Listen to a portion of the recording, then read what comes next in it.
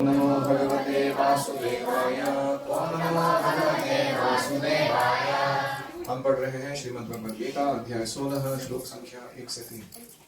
श्री भगवान वाच अभयं सत्त्वसंशुद्धेर्ज्ञानयोगस्थितिः ब्रह्मश्च यज्ञश्च स्वाध्यायस्तपहार्जवम् अहिंसा सत्यमक्रोधः शान्तिरपैशुनम् दयाभूतेषु अदोनुत्वं माधवं वीरचापदम् तेजः क्षमा शौचम् अक्रोधो नातिमानिता भवन्ति सम्पदं दैवीम् अभिजातस्य भारत। श्री भगवान ने कहा कि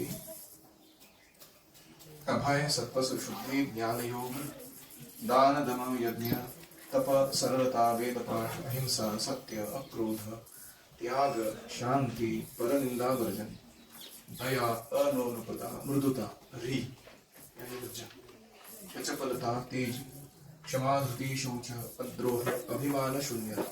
इन 26 गुणों को दैवी संपद कहा गया है। शुद्ध क्षण में जन्म होने पर यह संपद प्राप्त होते हैं। हरि ओम सहना भवतु सहनौ भुनक्तु सह वीर्यं करवावहै तेजस्विनावधीतमस्तु मा विद्विषावहै। ओम शांति शांति शांतिः। ओम अज्ञानतिमिरान्धस्य ज्ञानाञ्जनशलाकया चक्षुरुन्मीलितं येन तस्मै श्रीगुरवे नमः।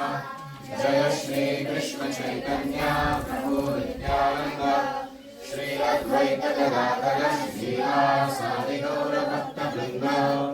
हरे कृष्णा कृष्णा कृष्णा हरे हरे हरे राम राम राम हरे हरे। हरि ओम तत्सत्।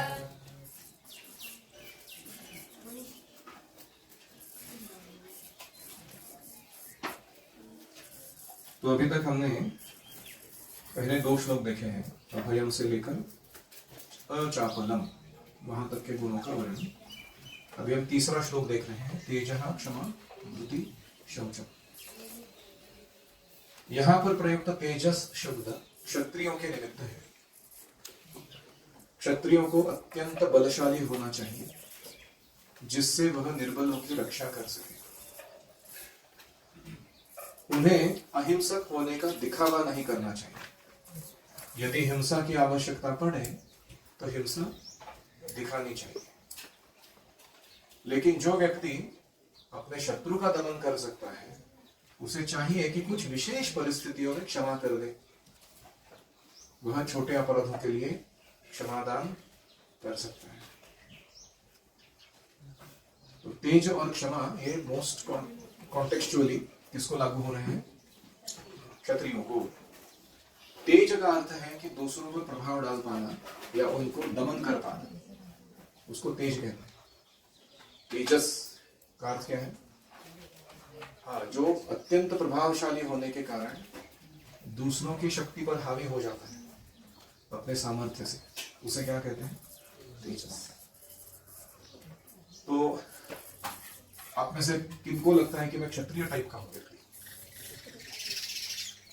तो पहला काम है, आपको अत्यंत बलशाली होना चाहिए। आपका बॉडी माइंड स्पिरिट बहुत ताकतवर चाहिए। आप देखो भीम है या अर्जुन है, वो सिर्फ रास्ते पर चलते थे तो उनके सामने अन्य वीर जो है वो नमन करते थे, क्योंकि उनको पता था कि ये जैसे शेर जब आता है ना किसी जंगल में तो बाकी जानवर जो अपने आप थोड़ा सा साइड से जाते हैं, देखा उसके हम पंगा लेने कोई नहीं आते उसके सामने। ऐसे ही ये जो बल है, दुर्धर्ष शब्द यूज किया जाता है। दुर्धर्ष मतलब कोई उसको लाग नहीं सकता, उसके ऊपर कोई हावी नहीं हो सकता। ऐसा बल क्षत्रियों का होता है। एक कथा है कि वो संताजी दानाजी करके 2 लोग थे और वो दांड पट्टा खेलने में बड़े निपुण थे। उन्होंने शिवाजी महाराज के साथ आदिलाबाद के आदिल शाह ने भेजा था उनको युद्ध करने। महाराज ने कहा कि हमारी सेनाओं को क्यों नुकसान पहुंचा है, पंगा तो हम लोगों के बीच में है ना। तो आपके टर्म्स कंडीशंस पे बोलिए, मैं अगर आपको दोनों को हरा देता हूँ युद्ध कौशल में, तो आपको डिफीट मानना पड़ेगा और स्वराज्य के लिए काम करना होगा। अगर आप मेरे को हरा देते हो तो मेरे सारे संपत्ति या धन या जो भी है लोग आपके हो जाएंगे। तो सुबह सूर्योदय के समय शुरू होता था, सूर्यास्त तक चलता था दांड पट्टा, और शिवाजी महाराज ने दोनों को हराया। एक को हराने के बाद दूसरे को वापस हराया, ऐसा नहीं कि बीच में रेस्ट किया उन्होंने। इसको बोलते हैं तेजा। दांड पट्टा मतलब एक तलवार होती है जो पतली होती है, जो बहुत ही ऐसे सांप के जैसे फ्लेक्सिबल होती है। उसको चलाना बहुत मुश्किल होता है क्योंकि वो तुमको ही काट सकता है। वो तुमको अगर अंदाजा नहीं है वो कैसे उसके पाते घूमेंगे, यू कैन किल योरसेल्फ। बहुत मुश्किल है उसको चलाना। तो वेरी विशेष टाइप का था। तो ये था बलशाली होना। अभी दूसरा प्रॉब्लम क्या है जब हम बलशाली होते हैं तो प्रतीक, प्रॉब्लम क्या है बलशाली होने का? हम दूसरों को दबाने का प्रयास करते हैं। अभी मैं तुमको दिखाता हूं मेरे पास कितना बल है, ये उसका उपयोग नहीं है। बलशाली किस लिए होना चाहिए? ताकि वो निर्बलों की रक्षा कर सके। जिसके अंदर बल नहीं है उसको प्रोटेक्शन देने का काम एक क्षत्रिय को करना चाहिए। तो you have to protect the valley after becoming champion in kung fu। और मेन गोल है उसका, ना कि मैं बॉस बन के बैठ जाऊं सबका। तो ये है निर्बलों की रक्षा करना। और जो क्षत्रिय है उनको कभी भी अहिंसक बनने का दावा करके नपुंसकता नहीं दिखानी चाहिए। जरूरत पड़ने पर हिंसा करनी चाहिए। जैसे पुलिस डिपार्टमेंट है, फायर डिपार्टमेंट है, आर्मी है कि नहीं? अगर ये लोग कहेंगे कि हम तो क्या बस हम अहिंसा के पुजारी हैं सब तो क्या हो जाएगा समाज में, क्या हो जाएगा देश का हमारे। जहां जरूरी है वहां धर्म की रक्षा के लिए हिंसा अवश्य करनी चाहिए। हमारा प्रॉब्लम क्या होता है, हमको अजीब तरीके का एजुकेशन दिया जा रहा है आजकल कि भारत एक बहुत ही सहिष्णु और बहुत ही शांतता प्रिय और ऐसा वैसा देश है, और इसका एक अर्थ ये निकाला जा रहा है कि तुमको हिंसा करने का अधिकार नहीं है। तो ये हम नहीं मानते। हम जरूर सहिष्णु हैं, शांतता प्रिय सब कुछ है, जरूरत पड़ने पे बैंड भी अच्छा हो जाता है। हिंसा जब करने पे उतर आते हैं तो अच्छी करते हैं, ताकि सब लोग को समझ में आए कि इनसे पंगा नहीं लेना। तो जैसे बॉम्ब ब्लास्ट होते थे भारत में बहुत सारे, क्यों? क्योंकि पाकिस्तान फंडेड टेररिस्ट को कोई रोकने के लिए कदम ही नहीं उठाया जाता था ढंग से। लेकिन जो भी सरकार अभी आई है उन्होंने ऐसा रिटेलिएशन दिया है वो टेररिज्म के प्रति कि वो टेररिस्ट खुद ही चूहे जैसे छुप के बिल में बैठे हुए, तो वो बिल में जाके मार रहे उसको घुस के। तो सबका हार्ट अटैक है कि बाप रे क्या हो जाएगा मेरा, अगर टेररिज्म में भाग लूंगा मैं तो कहां से कौन गोली चलाएगा और मैं कब मरूंगा मेरे को मालूम नहीं। ये अच्छा डर है ये। तो इसलिए हिंसा का दिखावा नहीं, आवश्यकता पड़ने पर जरूर करना है। इसलिए आप सबको सेल्फ डिफेंस बेसिक लेवल का आना चाहिए। कलरी पयट्टू या कोई लाठी काठी, तलवारबाजी, दांड पट्टा, कोई ना कोई तो एक फॉर्म ऑफ मार्शल आर्ट्स, एक फॉर्म ऑफ वेपन आपको जरूर चलाने आना चाहिए हर एक को।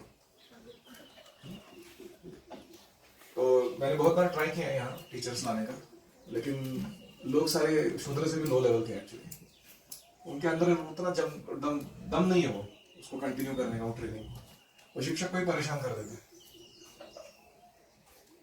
और फिर बाद में क्या होता है, बंद हो जाता है वो कार्यक्रम, थोड़े दिन चलता है उसके बाद। तो इसलिए आप कम से कम खुद के शरीर का सौष्ठव जो है, आपकी हाइट, बॉडी, आपका स्टैमिना, आपका फ्लेक्सिबिलिटी, स्ट्रेंथ, एंड्योरेंस, एंड्योरेंस मतलब संघर्ष में परिस्थिति में टिके रहना, उसको एंड्योरेंस बोलते हैं, धृति, एंड्योरेंस। तो ये सब बढ़ाने का प्रयास कीजिए। आपका विद्यार्थी जीवन केवल गिल्ली डंडा, फुटबॉल, क्रिकेट और सब खेलने के लिए नहीं है वो। अगर बल अर्जन नहीं किया अभी शरीर में, आगे जाके मुश्किल होगी। तो इसलिए, और हमें पता है कि हम शत्रुओं का दमन कर सकते हैं, लेकिन कभी कभी छोटे छोटे अपराधों के लिए हर बार दंड नहीं देते, उसको क्षमा करते हैं। जो क्षमा है वो बलशाली लोगों का बल है, उनका वीकनेस नहीं है। तो कभी कभी जब वो राजा माफ कर देता है योग्य कारण से, तो वो दूसरा व्यक्ति सुधरता है, उसे समझ में आता है कि मैं इसको अगर वो चाहता था तो ऐसा मेरा हालत कर सकता था, उसने इसलिए छोड़ा मुझे क्योंकि वो मेरे को सेकंड चांस देना चाहता है सुधरने का। जैसे जैसे मयदानव को अर्जुन ने छोड़ दिया, तो मयदानव का मालूम था अगर अर्जुन चाहता था तो अभी मैं मरने वाला था, नष्ट होने वाला था, लेकिन इसने दयावश छोड़ दिया, और इसीलिए वो उपकृत होकर और अच्छा कार्य करने लगा भक्तों की, भगवान की सेवा में। तो कभी कभी क्षमा जो है वो उपयोग में आती है इस तरीके से। तो ये हो गया तेजः और क्षमा। अगला गुण है धृति ही। धृति का अर्थ है डिटर्मिनेशन।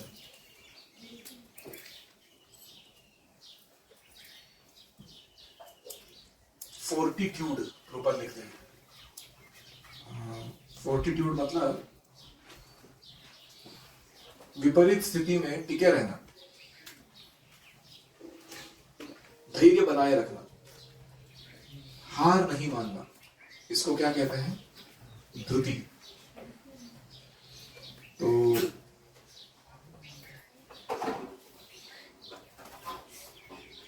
कर्ण की कथा आती है, जब वो बिच्छू काट रहा था उसको, और परशुराम जी उनके जिह्वा पर सर रखे सोए थे, तो उसने कोई आवाज नहीं की, कोई बॉडी मूवमेंट भी नहीं किया।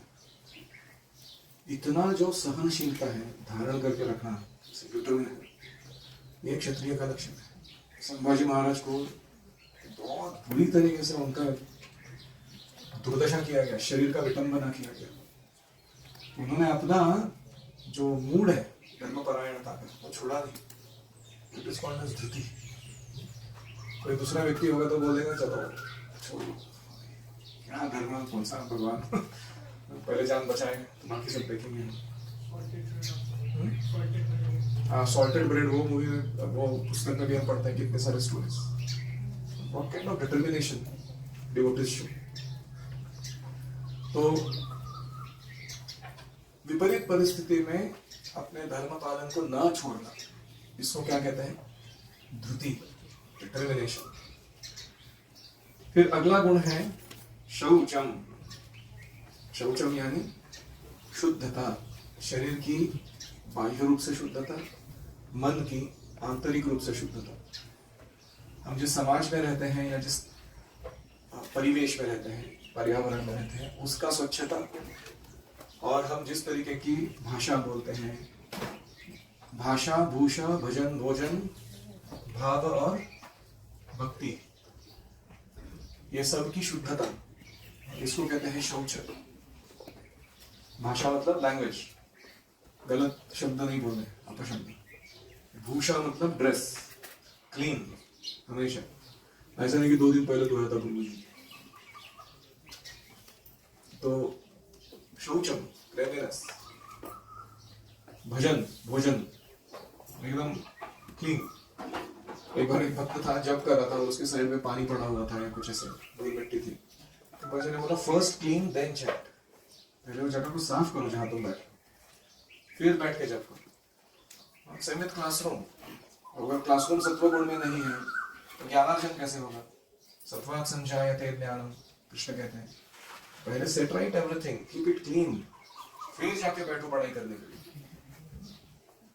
सो शौचम। तो क्लीनिंग करने के नियम किसको मालूम है? 5S theory. 5S, पहला S क्या है? सॉल्ट। सॉल्ट के 4 टाइप क्या है? Trash, pressure, transfer, temporarily, undecided. तो सॉर्ट का अर्थ है कि चीजों को पहले अलग अलग भागों में बांट दो, पहला भाग क्या है? ट्रैश। जैसे आपने लॉकर खोला, उसमें कुछ कचरा पड़ा हुआ है, वो पहले हटा दो, ट्रैश को सेपरेट कर दिया, पहला सॉर्टिंग हो गया। फिर ट्रेजर, जो महत्व मूल्यवान चीजें हैं उनको संभाल कर ठीक से फोल्ड करके या जो भी उसके सही लोकेशन पे रखवा दो, दैट इज कॉल्ड ट्रेजर। फिर ट्रांसफर, मतलब तुम्हारे काम का नहीं है अभी, लेकिन किसी दूसरे के काम का आ सकता है, ऐसे चीजों को ट्रांसफर फाइल में डाल दो। और कुछ चीजें होती हैं जो समझ में नहीं आ रहा, उसको रखो कि फेंको, दूसरों को दे दो कि खुद के पास रखो। टेम्पररीली अनडिसाइडेड, उसको सेट करो और एक बंद करके अपने बैग में डाल के ऊपर डाल दो। अगर 3-4 महीना तुमने उसको निकाला नहीं ना, उस सामान को, उसको ट्रांसफर में डाल दो, या तो घर जाके वापस छोड़ के आओ, या किसी दूसरे को डोनेशन में दे दो, या उसको भेजो। एक्स्ट्रा चीज रखना नहीं। Trash, treasure, transfer, temporarily undecided.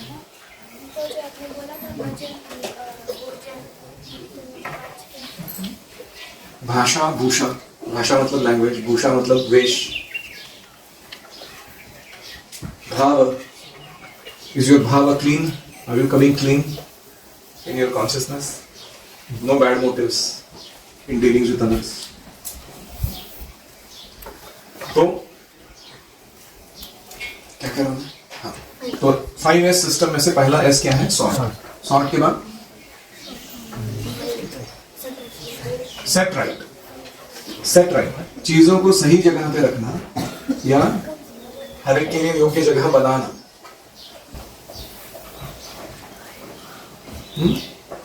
यानी ऑर्गेनाइज, जो है तुम्हारे पास अच्छे से उसको अच्छे से सही जगह पर रखो। फिर तीसरा है शाइन, ऐसे शाइन, शाइन यानी चमकाओ चीजों को, basically keep them well maintained. ऐसा रखो मानो नया है लगे हर बार, हालांकि 13 साल पुराना है, ऐसे चमका के रखो, उसको कहते हैं शाइन, वेल मेंटेन्ड। फिर अगला है स्टैंडर्डाइज। स्टैंडर्डाइज मतलब कि कैसे सिस्टम या प्रोसेस काम करेगी, वस्तुओं को कैसे उपयोग में लाया जाएगा, कैसे उन्हें वापस रखा जाएगा, उसको सिस्टम में बिठाओ, उसको स्टैंडर्ड कर दो हर चीज को, स्टैंडर्डाइज। और आखिरी है सस्टेन।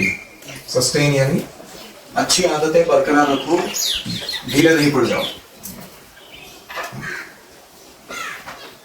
तो ये चीज जो है 5S मेथड, ये जापानीज लोगों का ढूंढा हुआ है, वो इसके द्वारा अपने देश को, अपने घर को, अपने खुद के व्यक्तिगत जीवन को बड़ा शौचम, क्लीनलीनेस, हाई क्वालिटी मोड में रखते हैं।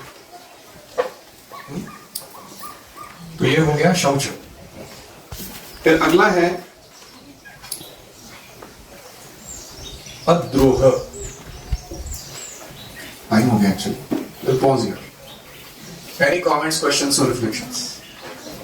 आपने बोला कि जो मतलब कि किसी को फॉरगिव करना, उसको सजा नहीं देना, तो अगर हमने उसको मैक्सिमम 3 टाइम फॉरगिव किया, फिर भी अगर वो नहीं सुधरा, हमारे ऊपर अटैक करके बाद में हमको उसने मतलब प्रिजन में रख लिया, तो तुम्हें बताओ क्या करना चाहिए?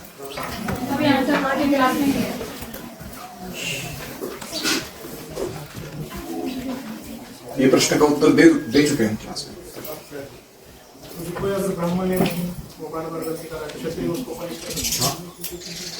पनिश कर सकते हैं, लेकिन कैसे?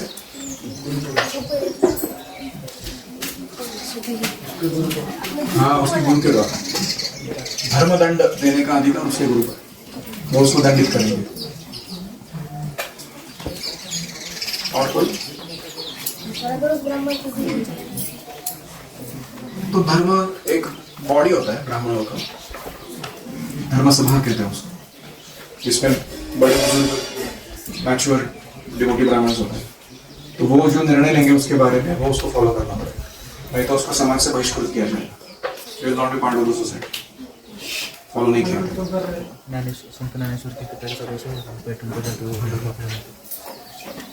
और कोई? आपने पहले वो स्टोरी बताई थी चलाने की, दान पट्टा वाला स्टोरी। अब घर जाके सीखे आइए, 3-3 महीने घर पे रह रहे हो तुम, कुछ तो स्किल डेवलप करके आओ। सारा क्या गुरु को नहीं करेगा? तुम टाइम पास करोगे घर पे जाके। Everyone should work hard other than you, चलेगा? तो आपका जो 3 महीने का छुट्टी मिलता है, हर एक छुट्टी में 1-2 मेजर स्किल्स डेवलप करके आना, एक मेजर एक माइनर डिसाइड करके जाना। 8 साल में 32 स्किल्स आ जाएंगे। एवरी छुट्टी अगर इफ यू डिसाइड कि I will learn 1 major and 1 minor skill in every छुट्टी,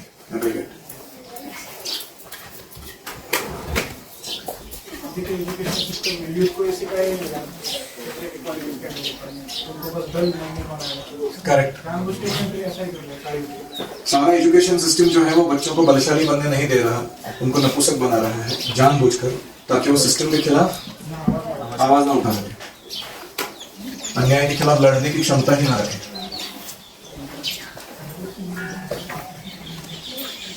तो 1000 के समाज में हारना, एक बिरला कोई ब्राह्मण होता है, 9 क्षत्रिय होते हैं, 90 वैश्य होते हैं, 900 शूद्र होते हैं। उनको सबको अच्छा ट्रेनिंग मिलना चाहिए, तभी समाज ठीक से चलेगा।